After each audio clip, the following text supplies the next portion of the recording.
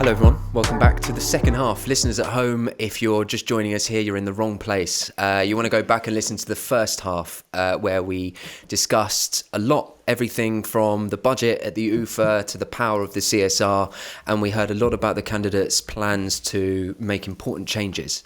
And in this second half, I want to get a little bit more deeply into each of your specific policy stances. And I want to start on perhaps what I felt, and difficult to disagree with, frankly, is one of the more important issues, which is mental health. I saw a lot of good ideas in your proposals: shortening psychologist waiting times, having services for mental health on campus, having workshops to raise awareness and prepare people to deal with their own mental health and that of their friends. All of these are great. I don't think anyone around the table would dispute that that's a really good use of money. But the issue I found was that all of those things address the symptoms of what seems to be, I don't think pervasive is too strong a word, mental health crisis amongst the student body at this university, as at many universities in the Netherlands and around the world. Let's talk about the causes. What do you think the causes are of the current degradation of the collective mindset here at the UvA? Who would like to go first? Okay, Yourie, Vrije. Well, I think it can all be traced back to the rat race of the quantification, if I can say it. Because, the UvA is, being beoordeeld op, judged by measures that can be quantified, number 20 on, best universities. Right. And that kind of stuff. Right. So, of course, it's understandable that the managers are looking at that kind of stuff. Yeah. But you can't quantify mental health as easily. So I think that is one of the fundamental reasons why at the UvA, but not only at the UvA, but at other universities as well, the managers don't look at mental health first. That hasn't... what I want to understand is why so many students are sad at the moment. That's the question. Yes. Well, I mean, this might be kind of an obvious answer, but of course the COVID pandemic. I mean, we've lost a lot of our social connections. We can't go to class. We can't meet new people. I know a lot of people that I know are really struggling with the fact that they really enjoy meeting new people, and that's just not possible. And even though there are efforts to do things online, like, a lot of study associations organize online events, and I think that's great. But, when you're struggling, when you've been on Zoom for 8 hours a day, you don't want to get on Zoom again. And it's not really like, the human connection that you're looking for. You're through a virtual screen, So I do think those are great initiatives, but it's just still like we crave that. And I think that's a huge thing, is that we lost something that makes us so human. And I think a lot of people go to university for those experiences too. Like half of the experience is your social time there. That's kind of what you spend the entire time, your teen absolutely. years looking forward to. Absolutely, you're meeting people, you're making new friends. Even the professors. I mean, the staff is struggling a lot too. Like I'll watch my lectures and it's just sad. They'll send emails and say, please come to our Q&A. We want to get to know you. Yeah. And that pulls at my heartstrings, because I think that's really important too. Professors want to connect with you as well. And so, I think that's one of a really big issue. And, it's not the UvA's fault. That COVID happened, of course. But I think that's why we focus on these policies that don't necessarily address, a larger societal issue, because while it's not, the UvA's fault, the UvA does have some responsibility to try to alleviate this. Sure. But then if one of the key issues, a byproduct of COVID has been this isolation that we've all experienced, when we finally come out the back of this, and we can all remain positive that we absolutely will, hopefully soon. What will you do to reinvigorate the sense of community and social scene here at the UvA? Oh, hello. Yeah, fingers over here. Sorry. Who would like to go first? You go first. Okay, yeah. I think that what's super important is for the UvA themselves to promote student-run mental health initiatives. So I think that no one knows as well as the students what they really need at the time. So I have a friend of mine, actually, she's kind of in a team of a few other students who were asked to come up with some initiatives. But the only thing that they supported out of all the ideas that they had was an online Zoom study session. Right. Which is a little bit, first of all, it already exists. Yeah. It's not something that they're really craving. You don't want to sit with a bunch of people in silence on Zoom. I mean, it helps maybe to get you to study, but I think that the UvA promoting ideas from students that they have and they put forward about what they think will help them. So I think that especially international students coming at the beginning of the years, they might not feel that they're really being integrated very well. I think that especially initiatives to do with that should be supported. Do you have ideas? I mean, I think that one that I had, this was just like a off the top of my head idea, but I think that when a student comes, so I have a friend who moved from Brazil, and she had never been in Amsterdam, never been in the Netherlands. Maybe, I know that the UvA Walks was integrated where, you walk with, they match you with another student, you go on a walk together. Maybe something similar, but where, you're looking, it's planned to find different spots in Amsterdam. So maybe it's like, you all together go to this one Museumplein. I don't know. You know what I mean? Like to, with other students collectively who are all moving there, who all don't know much about it. You discover new places, for example, just to feel a little bit more at home. Yeah, that's a lovely idea. That's really nice. But that feels like a really good thing to do within the restrictions that we're currently in now. Surely there's an opportunity coming, and hopefully coming soon, to revamp the social scene at the UvA. My understanding is, and I've been here a year, and I came as a master's student, and our course is slightly separate from the rest of the student body anyway, so we're isolated even within an isolation tank that is COVID. But I hear that amongst other students, there is a sense of, well, even before COVID, like not that much to do, not that many clubs or societies. Is that fair? Luana? I do know your names. I don't know why I keep looking. It's my safety blanket. Just to not mess it up. That's okay. Yeah, I think it's good that what you say, that isolation has been a problem long before COVID, and also what Yourie said about it being a rat race and all. That's really an important part of why mental health is declining under students, because we're at first individualized and then pitted against each other in this competition. So what I would like is to have a community center again, just as you mentioned. Like it's one of our main points to reopen the Maagdenhuis again. Because, well, it was actually promised that the Maagdenhuis would always be available to students. Now, if you say to students, we want to reopen the Maagdenhuis, they say, what's the Maagdenhuis? So obviously that promise hasn't been... Luana, what is the Maagdenhuis? Okay, so the Maagdenhuis is the building. It's next to UB at the Single. Okay. Yeah, it's a beautiful building, but it was where once the CVB, the managers, were seated. Right. But then it got occupied a lot of times since the 1969, and in 2015 it was the last occupation and also the longest occupation for 43 days, if I'm being correct. So that's really long.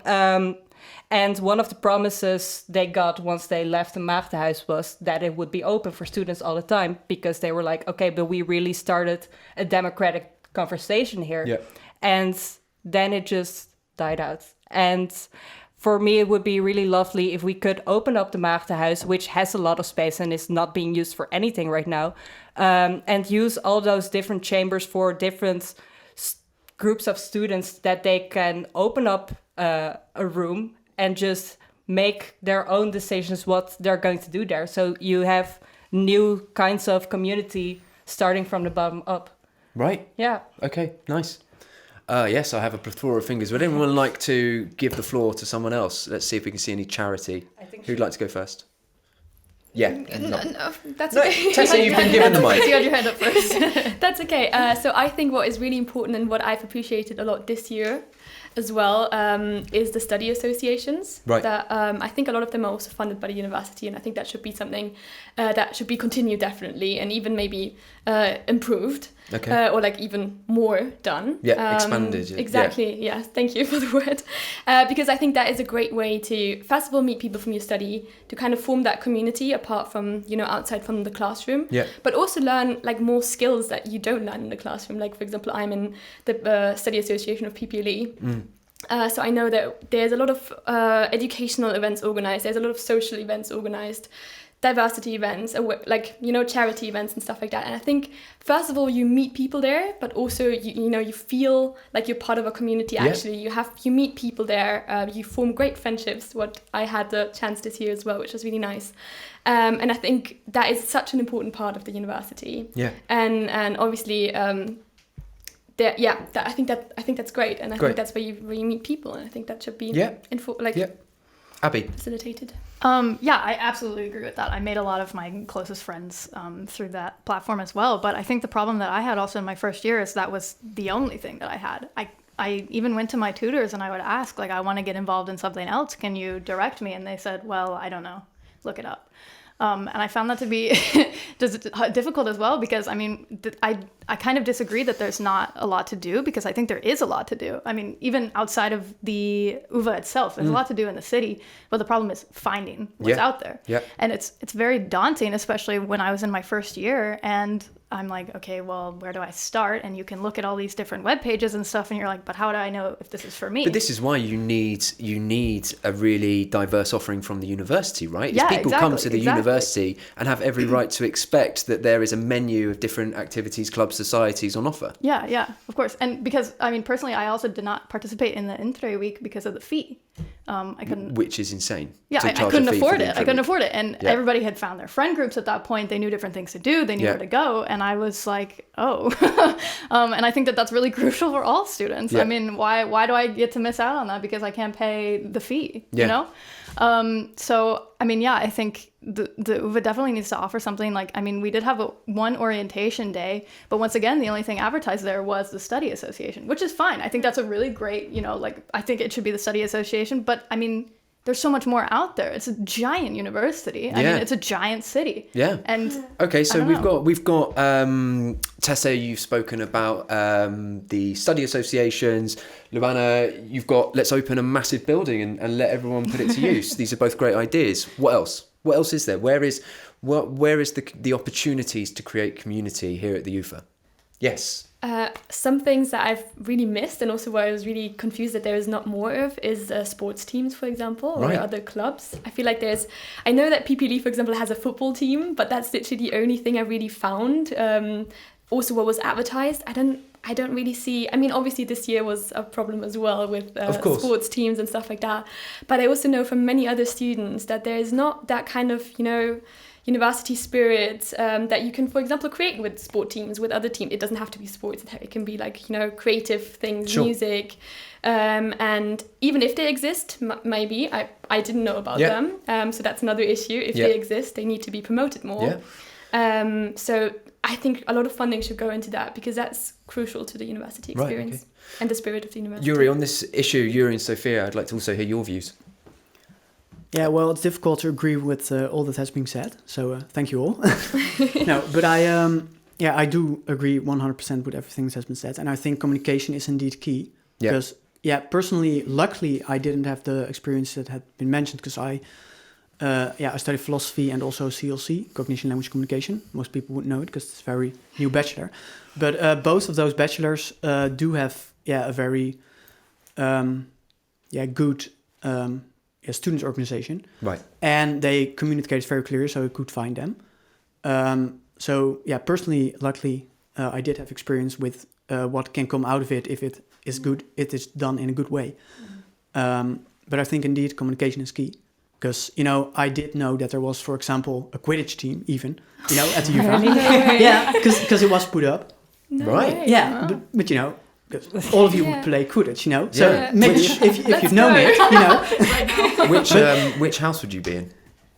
Well, I always say Ravenclaw. Okay. Yeah, nice. But it is Gryffindor according to Pottermore. Is it? Yeah. But I think you can choose for yourself. So. I think we found the winner of today's debate and probably the election. I'm a Gryffindor on Pottermore. Oh, okay. Well, now I'm undecided again. Well, but according to Pottermore, we agree then on everything. Sorry, that's my fault. I started to take us down a Harry Potter hole. Let's go. Let's dig ourselves back out. Sophia, I think it's universally acknowledged that, more needs to be done to create a sense of community here at the UvA. What would you do? I actually was going to agree with what everyone said basically, but my experience personally was I obviously I felt like I wanted more than just, do my bachelor and that's it. I wanted to, get involved in different things, meet different people, not only from my course. So for me, I had to really go into the website, study associations or, extracurriculars. It was hard for me to find something. And when I did, I was relinked to their website, but I didn't know if it was part of the university. So I think that definitely, with the mental health resources, making it open, accessible, and clear where to find everything, because there were other things that were like Amsterdam-wide, not UvA-wide, that were activities. So for me, I'm in a student Dutch UN Student Association, something like that it's called. And that for me was super difficult to find. So just to make it easy. And so we can all agree then that the sense of the disconnect that many people feel amongst the students is a lot to do with this kind of the difficulty of knowing where your friends are and where the opportunities are. So what I think our listeners would want is a commitment from you all, whoever wins, to make this a priority. Is that something we can all do? I mean, I know we all have issues that we want to focus on, but so far this is one of the biggest things, most concrete things, in terms of we've got a massive issue, which is mental health. It doesn't get any more serious. And we have something here that might actually help to sort of start to fix that. That's good. Okay. They're all nodding if you're listening. Yeah, I was great too. Yes, I definitely commit to that. But I also just wanted to say, I think this would be a really interesting idea that I just thought of, because you know how the UvA has the political compass test. So you can take this test and see which party you align with. Right. I think that would be really interesting to incorporate for the activities. You put what you're interested in and it recommends you organizations or different things that the UvA is partnered with or even around the city that you can get involved with. Sure. And I think already that's a great way to say, oh, okay, I see I match with all these different activities. Let me look into it a bit more because that gives you a starting point. And I thought maybe that would be interesting to look into. Yeah. Great, let's do it. Okay. I would just want to move on and segue into something else. That's okay. Unless, Luana, you had something else. Yeah, real quick. Go on. I like the idea about a lot of activities and a lot of different group for activities, but I think we should all focus the most on just being a university that has their own community apart from their own interests, because that's how you meet new people and new interests also. No, absolutely. Just Agreed. to form. Okay, agreed. Yeah. Agreed. Perfect. Consensus. Yeah. Hard to get, but when you do, my God, it feels good. I wanted to segue into something that Yourie, you mentioned as a policy. And now I know I'm meant to be the unbiased moderator here, but I'm skeptical of your plans for digitization. So for those of you who haven't heard about this, essentially, Yourie, one of your policies is greater access to basically the flexibility to only look at your lecture online if you want to, right? And I worry that is only going to further people's isolation from one another, because we can't always think that people will do what's best for them. And, sorry to say that to any political philosophers out there who may be questioning whether or not I think that humans should have authority over their own minds. Obviously I do, guys. But my question is, if we give people the option to just stay at home and watch a lecture at 9 p.m. at night, isn't that just what they're going to do? And doesn't that further eat away at the opportunities for community and society, which is getting together in the lecture hall, even if it's once a week? Well, I want to scrap the word only that you used, so only watching it online. Yes. Because it's always being reduced to, in Dutch we have a very nice word for it, schijntegenstelling, so a seeming contradiction between online and offline. But DVS is not for, 100% online. Flexibility, I understand that. Yeah, and we are for synergy between offline and online. So, you can, of course, come to the lecture online. Yeah. But the thing is that they're being recorded always and being put online. Yeah. So, for example, if you're, you want to come, and, I do acknowledge that there are inherent benefits to coming, physical to the lecture. So if you want to come, of course, come. Yeah. And if, all the people who come to lectures right now are coming to lectures right now, then I even think in that case, then it has benefits to put it online. Because, for example, you can watch it, a day before the exam to, see the parts you didn't remember or something like that.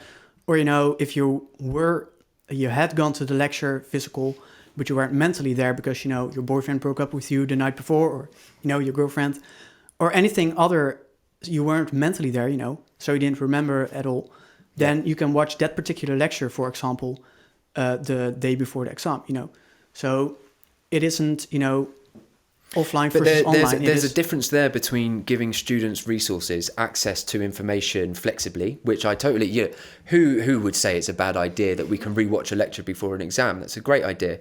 But what I fear, and what my worry is, and it's a genuine worry, is that if you give everyone the option to not go to lectures, too many people will take that option and you'll end up decimating the learning experience for the people who did want to go and learn communally and discuss as we're discussing across the table. Well, I think it's good you're worrying about it because it shows that we're worrying about the same things. Because, But we have it's polar opposite opinions on the I don't solution. think it's a substantiated worry because, it has been done... for example, with KI, artificial intelligence, I'm doing the minor. Okay. And, the way that they've done it there, and this is just to show that, it varies from, specific bachelor to specific bachelor.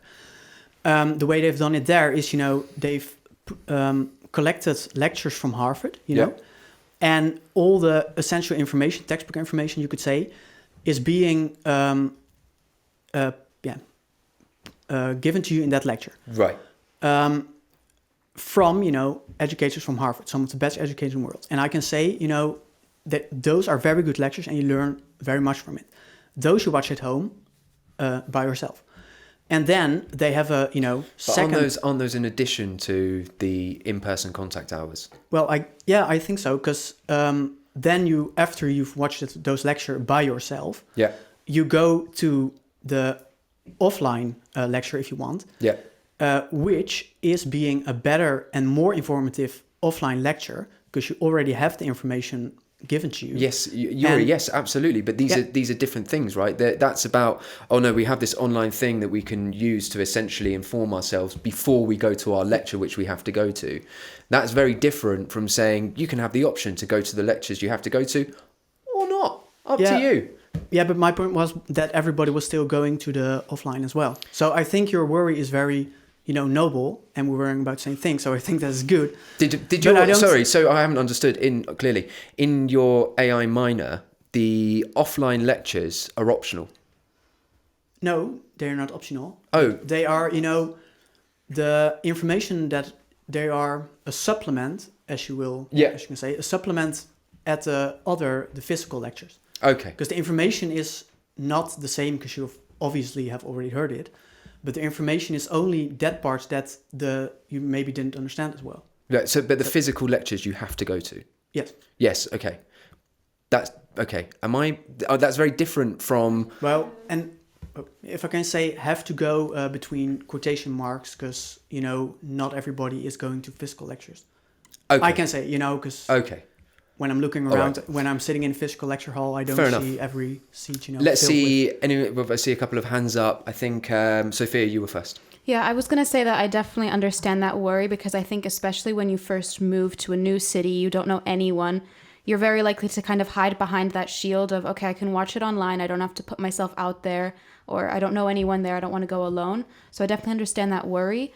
But also, on the other hand, I too have a part-time job. Sometimes it's easier, you don't have time, or you have something somewhere else to be, an interview. It doesn't matter. But I think that possibly I just had this idea, so it's not well thought out. But for example, the tutorials, at least for my course, you have one that you can miss. So there's one that you can miss. For example, with the lectures, to provide flexibility, the on-campus ones, you could say, for example, one of them you're able to miss, two of them you're able to miss. So you can kind of plan out if you have, a flexible schedule. You can say, okay, this week I have, so much to do for my job.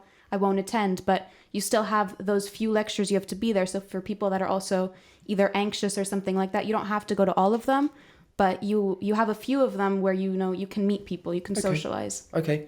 Yes, Tessa first. Yeah, I just also wanted to say or raise another issue, I think, with accessibility. I think being able to watch the lecture at home is more inclusive and also makes the university and makes the courses more accessible, because there is certain people, disabled people, that have difficulty, for example, going to the in-person lectures, difficulty understanding the lectures, from audio-wise or anything else. And I think having the possibility to watch them online creates a more inclusive environment. And I think that has not been said yet, and I think that's an important aspect.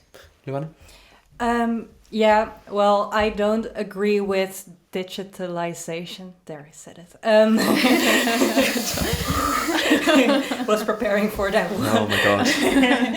Yeah, well, I don't agree with it because I feel like that you should be really careful with implementing such changes. And right now it's being proposed as maybe it's more diverse, which I agree on, and it's also handy when it comes to your job, or maybe you have broken up with your boy or girlfriend. I don't know. Those are all valid points, but once you implement digital education, you can't take it out that easily anymore. Right. And I feel like we really should be aware of the consequences of that, and that it's really a slippery slope from, oh, you can watch extra lectures online, to, oh, all the lectures are now online, but the work groups are in person, to everything's online, to, oh, we are going to have a Harvard teacher lecture this, send it online, and everyone now has the best quality and also can fit it into our neoliberal schedule that we always need to be on the run and fit everything together. So I just don't agree with it because it changes too much of what education is about and stuff that we also can change. And is there not a danger that the university, once this is up and running as an option, would abuse it? Makes it sound like they would be motivated to do the wrong thing, but be very difficult not to simply make the university more of a digital learning experience, because then you can charge more people to engage without having to facilitate them with housing within lecture halls. And for a university that needs to figure out how to make more money because funding is ever dwindling, that becomes very, very tempting and something that they'll slip into. Yes, Luana? Yeah, I like 2 years ago, I was interested in what does the CVB do? And, well, they're basically there to budget cut. And when I looked at their goals, and this was set like 2 years ago or 1 year ago for 2021 till 2025, it said get more digitalization because that will save money. So what you're saying, it's not just a hinge or like a doom scenario. It's actually what there have been assigned to do. Yeah. Yourie, can we get your response? Yeah. Well, I recommend. I would say that the slippery slope argument, that we then can maybe already, when we are slipping from the slope, as to say it, because if it turns out that digitalization is being used as from only online, nothing physical, I would be the first to rally with you. But that isn't the point right now, because right now the point is being a supplement on the physical part. So, for example, not only in AI but also in philosophy, I had a course that had lectures recorded, and as many people showed up. So again, I think the worries are legitimate, and the slippery slope is understandable that we worry about it, because I worried about it as well. But I would look out to be blinded by that kind of things for also the benefits that it can offer. Okay, Abbey? Yeah, I was just going to say, it mostly seems like now we're just kind of discussing like digital resources versus like making our education digital, right? Yep. Or digitalization, if you will. Yep. But I think another problem I wanted to point to as well that I've experienced at least is that depending on the class, they can also choose what they want. So I've had some classes that say, we won't record the lectures at all, you have to come. I'll have some say the lectures aren't mandatory, we'll record them, they'll be online. And then there's been a mix where we'll record them, but we won't release them until like 2 weeks before the exam or something. So I think that that's also kind of difficult to navigate when you have just multiple classes that are telling you different things and so offering you different levels. So you want standardization one way or the other?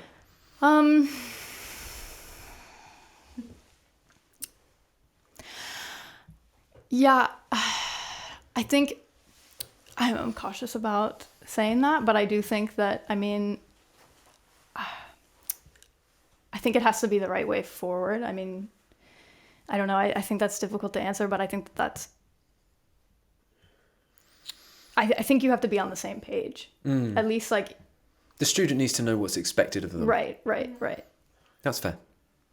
Okay. Anyone else anything to add on that topic? No, great. Well, I want to finish with a discussion about a big topic, and Sofia, I'm going to start with you because you're, I think, the only person, or certainly you've made it a prominent part of your platform, which is sexual harassment at the UvA. How bad do you think the issue is here? Do you think the university, for example, amongst the student body, has a rape culture? Definitely. So I think that it's a university culture thing. And I mean, just this January, actually, the university released a study, Breaking the Silence. I want to say it's called Breaking the Silence. And it was all about this kind of issue, not only sexual harassment, but any form of, misconduct, anything like that at the university is a massive issue. And that's why I think it's so disturbing to me that it's barely spoken about. Can you give us some example for those who haven't read the report? Can you give us some, you don't need numbers necessarily, but examples of the kind of issues that seem to be at play? So it was saying that a lot of the time, one of the things that they were saying was that in university rape culture, if you want to call it that, it's it can either be professors, obviously, misconduct, but oftentimes it's students within the university. Right. So that's why it's so important that I think that there should be a way to communicate this. Obviously, if the students are in the university themselves, to have someone to report this to, someone who knows the steps forward, especially if the students themselves are the perpetrators as well. So, for example, and they also named this in the US as well, they have lots of different ways in which this can be reported directly through the university, not having to take a legal outside the university standpoint. Sure. Talking again about, coming back to the difference between remedying the symptoms and addressing the cause. Do we have a sense here of the heart of sexual harassment culture at the university amongst students? I haven't seen it myself, mainly because I've been inside my own apartment for an entire year. But it would be good to know what the student experience is on that issue. Tessa. I wanted to kind of go a bit of a different route. So if someone wants to... What's your different route? Kind of how to actually go about what you can do about it. Okay, well, let's get onto that. That feels like the next thing. Okay. No, the next thing, after we've spoken more about this. Sorry. Yes. So I'll speak from a bit of a personal experience. I mean, I have been sexually harassed here at the UvA, by students. So, I think it's, and I've met so many people who have come to me and said, this guy made a comment about me in class, this guy made a comment about me at a boral. It happens a lot at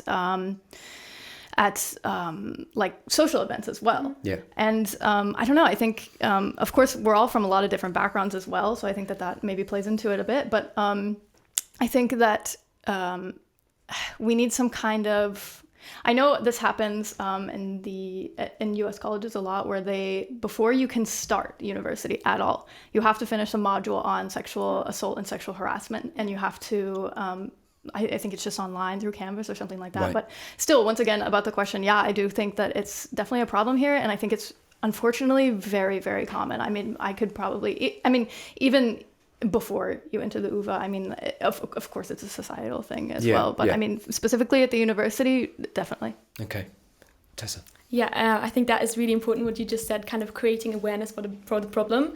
Also informing students what actually is sexual harassment, things, fall under that kind of umbrella term, because so many people don't know that even, a comment like that is actually already sexual harassment, and that you can actually already do something about that, and that is actually not allowed to do that.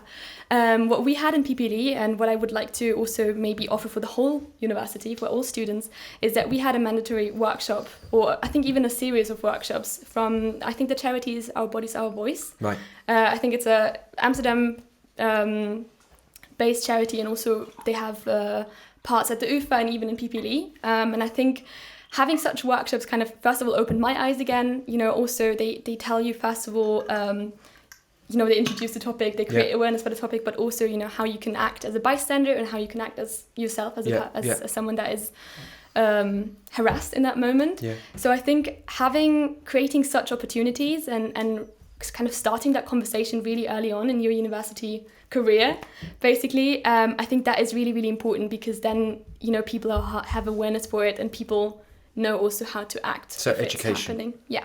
Anything else apart from, education is clearly very powerful. Sorry, yes, Luana. Obviously, it's habit now. Okay. Yeah, I mean, all the points that are being made, I totally agree with, obviously. But what always stands out to me is that the solution is immediately sought by the students or by the teachers themselves, and that's the culture we need to change. Even though in the NRC articles it was clear that it wasn't just the rape culture, and obviously it's also a big part of it, but it's also how these hierarchical structures keep in place these sexual violence and cannot do anything about it. And what I have noticed during all the protests I organized and the reaction I tried to get from the management was that they tried to ignore me, that they tried to sweep it under the rug, that they weren't ready to even admit that they did something wrong. And I feel like we cannot move forward until we do that, until we get at least an admission from the CVB and from all the deans. Well, Fred's going away, but that something is going wrong, and that we need that to start changing. We need an apology. We need a proper apology to all the students that have been affected by this. Yeah, okay. Yeah. So admission from the top and education at the bottom. Yeah, exactly. Okay. Yeah. Yes. Yeah, I was going to say that I think that the main thing that I wanted to implement as well, so apart from kind of introducing resources, again, as I said, like with you, transparency, resources on the UvA website, easy to access for students, for victims. But the other thing that I think is super important is a contact person. So, you have the study advisors you can speak to, but the psychologist as well, but that isn't someone who's informed on what steps you can take legally in the university, So one example, actually, just to name one, is the University of Bath in the UK. Oh, yeah. They have it's a team of people. I mean, to start small, a person is good, but ideally a team of people who are informed, who, can move a student's class, something small, move them away from maybe the person that did harass them, for example, but, also provide them with information on how to move forward, what steps to take, because I think the most important thing is when you're in a position where you are a victim of something like that, just having the effort to find someone to ask for help is so hard already. So for the university to facilitate that. Yeah. Okay. Yes. Yeah, I think it kind of bounces off all three of your points, kind of. But I also wanted to say that along with educating from the bottom, I think it's important that staff do that as well. And especially if you're going to have points of contact, and you of course you want this admission, and then further training, not just. Well, I think that the staff should also be trained on, what is sexual harassment and assault, and so do you want them to be ready to intervene if they witness? Sure. Or and do to you be want able them to to be also respond to students who come forward as well, and to be able to handle the situation, because I also think that that's a problem. It's that that you just don't. There's also a lack of education in that respect as well. Right. I think it's important to have both the students and the staff, because of course we're intertwined. And that's one of the benefits of the CSR, right, is that you are on a bunch of committees which include the other members, which include professors, and they are receptive. So that's definitely a conversation that can be had. I think we're done. Oh. Unless, sorry, was your thing? I was just surprised. No. I think we've covered off a lot of really big issues, and thank you, all of you, because I think you've all come here with conviction and clarity, which isn't always a guarantee in these kind of situations. And also, you've been very respectful to one another, and I think it's been a really good conversation.